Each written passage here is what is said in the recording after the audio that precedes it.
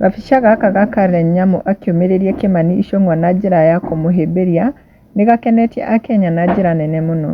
Ngai ahe Ichung'wa na nyũmba yao kũmĩrĩria rĩrĩ maracakaya gũtigwo nĩ baba wao. Na rĩu kwĩ arĩa magĩũkĩte gũcangĩra gũkũ comment section ta John Kims augĩte she's feeling like giving him a quickie for a note of condolences. Akenya arĩkũ?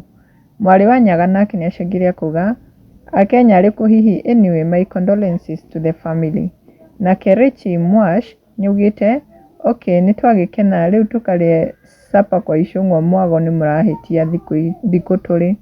Nake Wambũ Joy nĩacangĩre akauga karĩ o gũcakaya mathiko nĩrĩ mawĩra nĩ maingĩ na ũtigage gũtũkenithagia kĩa hinya we.